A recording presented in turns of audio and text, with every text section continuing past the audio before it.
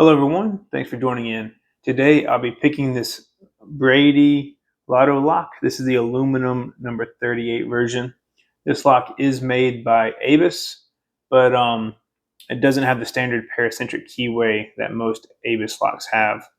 But I will say what this lock doesn't have in the keyway, it definitely makes up for with disassembling. So I'll show you how to do that in a few minutes. But for this, I'll be using a top of keyway tension tool in 50 thou or 1.3 millimeters. And I'll be using a medium hook this time. This will be in 25 thou or 0.6 millimeters. So let's get picking here. So I'm gonna go ahead and insert my tool all the way to the back and then work my way to the front. All right, the last pin is a little binding. All right. Doesn't seem to want to click, so I'm just going to move on. Another binding pin right in front of it. Small click. Moving forward.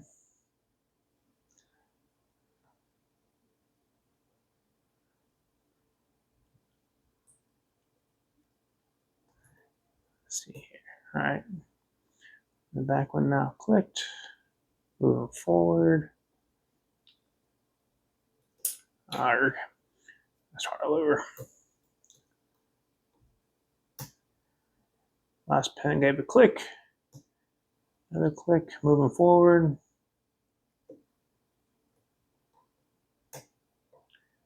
Lots of clicks. Clicks, clicks, clicks.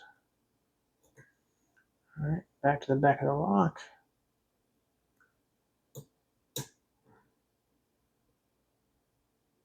Oh, look at that.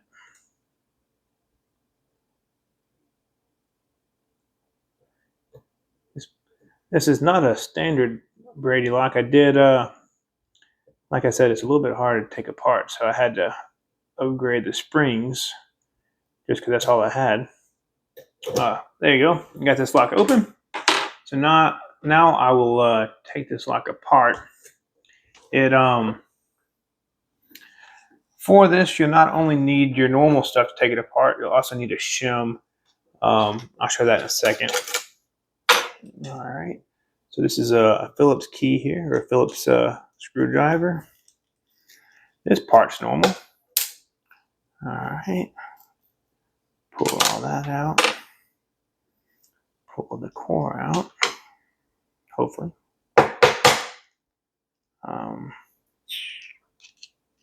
Get out of there. I'm gonna need a flathead screwdriver anyway, so go ahead. There we go. All right. So this has a spring in there. You got to remove that first by lifting up here,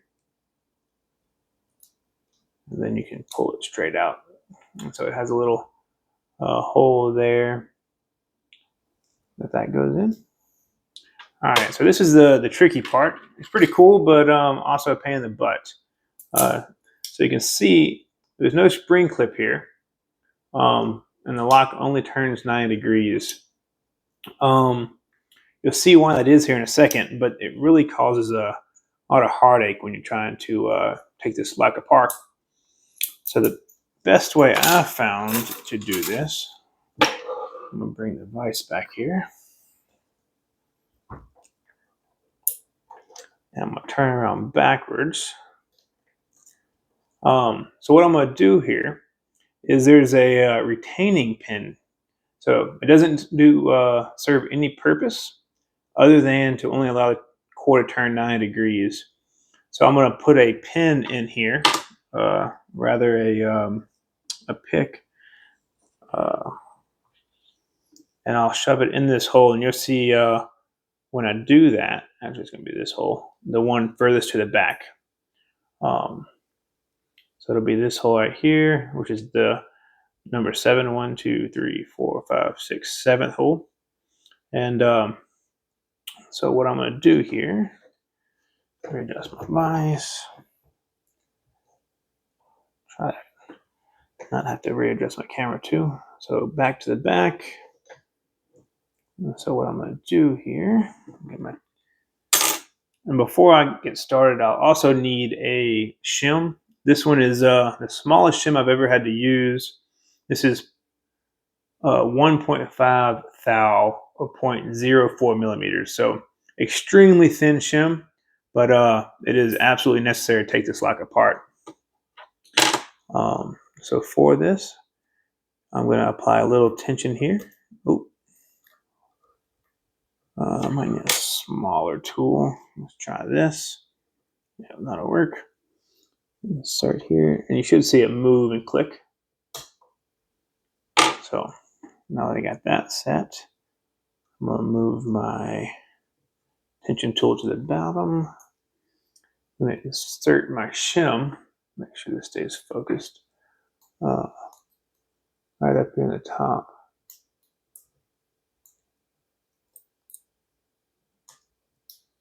It might take me a couple of times because I might not get past that pin, but I think I did. Let's see. Yep. So let me readjust my focus. I don't know why it changed.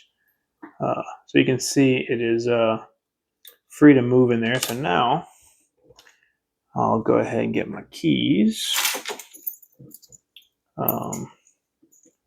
Insert them and rotate the lock. And then I'm going to go ahead and insert my shim the rest of the way in and use that to push my core out.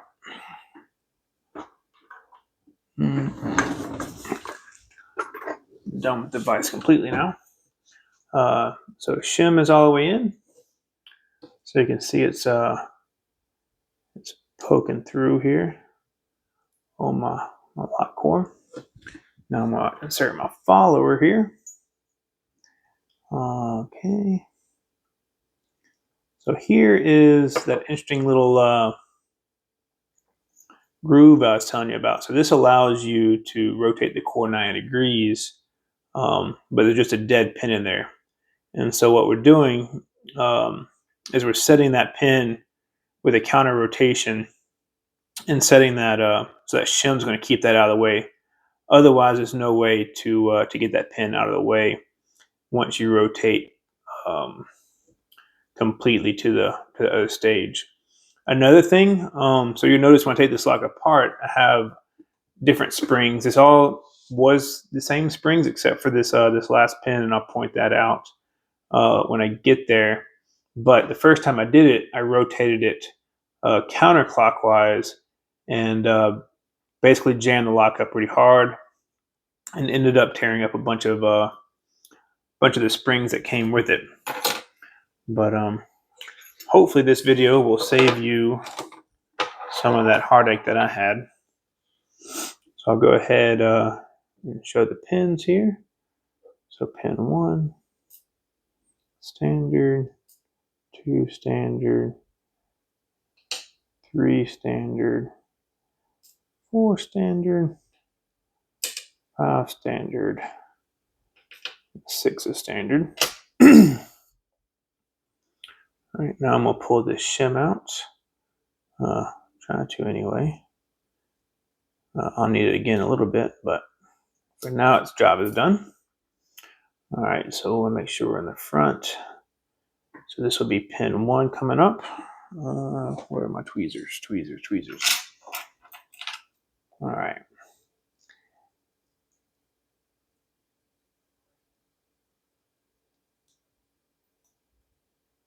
All right, standard pin here. And this was not the spring that came with it. Just a spring I had out of American 1100. Another spring here. Another standard pin. This is these should all be standard pins, but I'll show you anyway. All right. The standard pin and spring. Standard pin and spring. So you can see these are none of these are the springs that came with the lock. These are pretty tight springs, making this lock actually a little more difficult to pick than it was when I actually first got it. Another standard pin here. And these are the springs that came with it. I believe there's 2 left. But could be mistaken. Another standard pin. Yep. Same little small spring here. Stainless spring. So I'm going to go ahead and actually flip it completely around. There's a lot of spring tension on this guy. So here's the guy I was talking about that actually catches. Go ahead and get that spring out.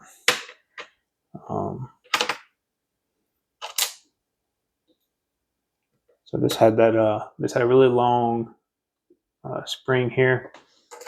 This is the one. This is what came in the lock, but you can see this pin is has a little cut down to it, a little step to it, and that's what actually rides in this groove here and allows you to rotate the lock 9 degrees. So what you need to do to take this lock apart, like I said, is you need to go ahead and push that all the way through the keyway, and then while it's sitting up here on the core, you can insert your shim and then disassemble this lock as you would normally. And that's all there is to it. So if you like this content, please consider liking and subscribing, and I will see y'all next time.